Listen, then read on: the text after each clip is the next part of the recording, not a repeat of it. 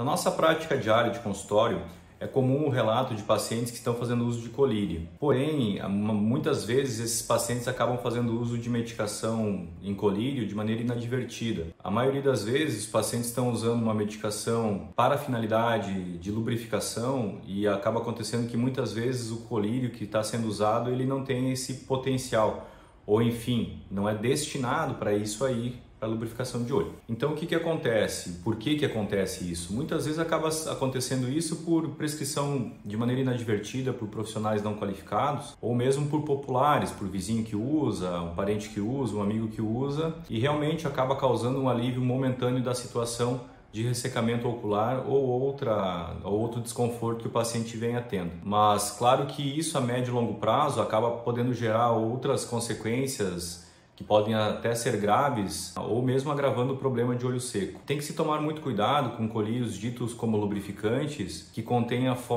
fórmula uma substância chamada nafazolina. Colírio que contém nafazolina, embora ele dê um bem-estar imediato para o paciente que o usa, a médio e longo prazo ele não vai ter esse potencial de lubrificação, ele pode até complicar realmente, tá? Então, o uso de colírios que contém nafazolina, eles não têm o intuito de lubrificação de olho. Eles têm o intuito de fazer uma vasoconstricção, ou seja, eles contraem os vasos venosos do olho e aí deixam o olho mais branquinho. E aí dão uma falsa impressão que realmente estão resolvendo o problema, quando na verdade eles estão só mascarando a situação. O colírio, de maneira geral, ele é uma classe medicamentosa.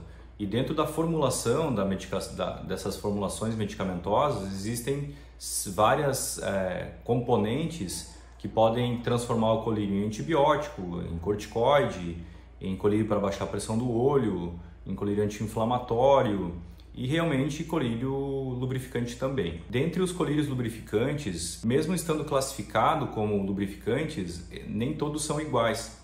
Existem colírios de lubrificação com conservante, que vão conter substâncias químicas dentro da fórmula com o intuito, como o nome diz, de conservar a fórmula por mais tempo, e os colírios sem conservante, que vão manter a fórmula ainda assim boa, porém por um prazo de validade menor. Um dado bem interessante também é a confusão com relação à validade da medicação. O colírio, ele vem no frasco, um prazo de validade estipulado pelo fabricante, se valendo do frasco fechado, da medicação não estando aberta, né? Então aquela validade que vem no frasco, ela é descrita ali pensando no frasco fechado. A partir do momento que se rompe o lacre da medicação, do colírio, começa a valer um prazo de validade distinto, diferente. E aí pode variar entre cada medicação, entre cada fabricante e entre cada substância dentro desse frasco de 30, 60, 90 ou até 120 dias. Habitualmente, essa validade depois do frasco aberto está descrita na bula, tá? Então aí realmente a gente tem que dar uma olhadinha na bula para recorrer a essa informação. Uma dica prática que eu sempre dou no consultório é que quando o paciente abra o colírio, que coloque uma etiqueta datando o dia da abertura. Por quê? Porque a partir do momento que você rompe o lacre do colírio, essa validade vai contar a valer a partir dali. Então, se essa informação de quanto que vale o colírio, por quanto tempo ele vale após a abertura, se tiver contida na bula, segue-se essa determinação.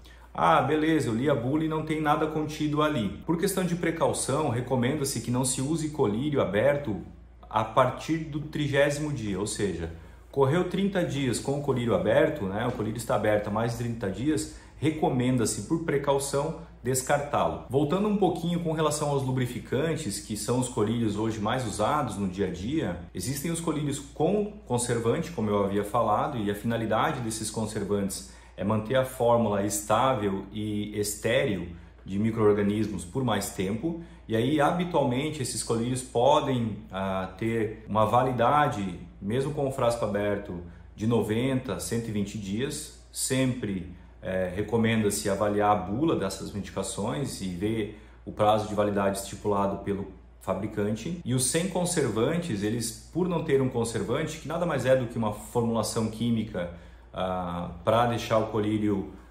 estéril de micro-organismos externos, ele tem um prazo de validade diminuído. Aí a gente não recomenda o uso de colírio sem conservante por mais de 30 dias depois do frasco aberto. Mas e por que essa questão de ter conservante, não ter conservante, qual que é melhor que qual que é a diferença de uma para outra? O colírio com conservante, via de regra, ele tem um potencial mercadológico maior, porque a maioria das pessoas que fazem uso de colírio não precisam usar com uma frequência tão elevada, e quando eu digo elevada, é mais do que 4, 5 vezes por dia.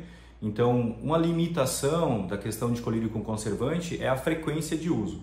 Não se recomenda usar colírio com conservante para lubrificação ocular mais do que 4 ou no máximo 5 vezes por dia, porque o conservante, a gente não pode esquecer que é uma formulação química. Então ele pode também gerar efeitos adversos, efeitos colaterais, quando pingado de uma maneira muito frequente nos olhos. E o que pode acontecer? Pode gerar uma conjuntivite química, um estado de vermelhidão no olho, entre outras aí, né? Uma ceratite, enfim.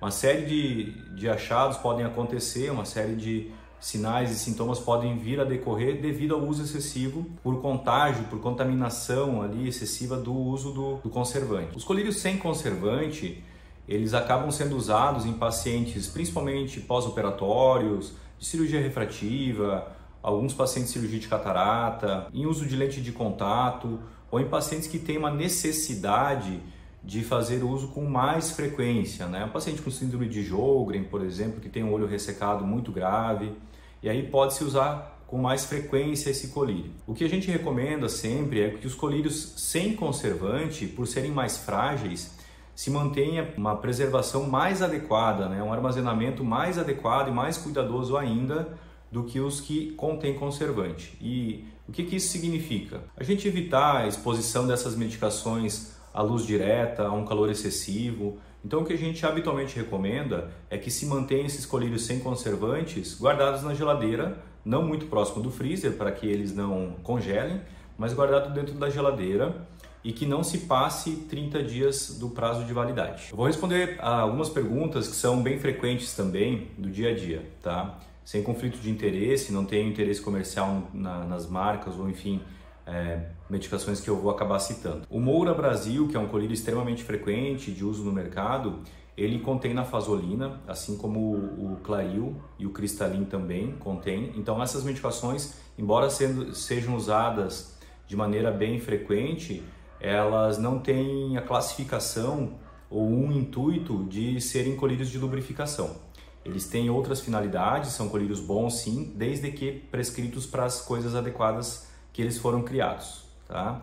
O Moura Brasil ele foi criado por um médico oftalmologista brasileiro, então acaba sendo coincidência, porque Brasil é o sobrenome dele também, mas é uma formulação de um oftalmologista brasileiro. Com relação ao prazo de validade, eu já falei, né? Então acaba se obedecendo dois prazos de validades distintos, né? Um deles é valendo com o frasco fechado, e aí é o que vem descrito na caixa, descrito no próprio frasco do colírio, e o outro acaba sendo com relação após a abertura do frasco. E aí, novamente, a gente se vale da receita, da bula dessa medicação, que aí vai estar descrito realmente quanto se recomenda pelo fabricante, até quando o uso dessa medicação após aberta, ou caso isso não tenha, a gente acaba restringindo por não mais do que 30 dias após a abertura. Outra coisa importante com relação ao uso de colírio ou de múltiplos colírios.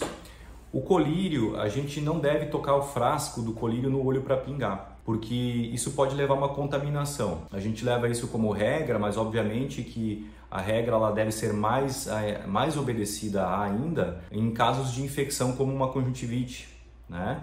Bacteriana, viral, fúngica, né? Você encostando o frasco do colírio no olho para pingar, você acaba levando esses micro-organismos para a ponta do frasco e tem um potencial muito grande desses micro-organismos migrarem para dentro da substância química, que é o colírio, e aí acaba contaminando toda a solução. Então, via de regra, se encostou o frasco no olho, deve-se descartar a medicação. Essa é a recomendação médica. Com relação ao descarte de quaisquer medicação, ela deve ser feita em local adequado, né? A gente não recomenda, não é recomendado o descarte tanto de frasco de colírio como de medicação direto no lixo, seja reciclável, seja o orgânico, O ideal é que se leve até uma unidade de saúde que lá sim faça o descarte de maneira adequada dessa medicação. Outro ponto bem importante e bem corriqueiro no dia a dia. A medicação colírio, quando a gente precisa usar mais de uma medicação, existem colírios que são compostos por mais de uma classificação de medicação, ou seja, os colírios combinados, mas quando a gente precisa usar 2 frascos, 2 tipos, 3 tipos ou mais de colírio, a gente deve evitar pingar colírio um em cima do outro. O que isso quer dizer? Que respeite-se pelo menos 5 minutos entre pingar um colírio e pingar o outro colírio. Pela absorção do olho. Quando a gente pinga um colírio, a mucosa ocular ela leva em torno de 5 minutos para que se faça a absorção total dessa substância. E o saco lacrimal ele não tem a capacidade de suportar uma quantidade de colírio muito grande.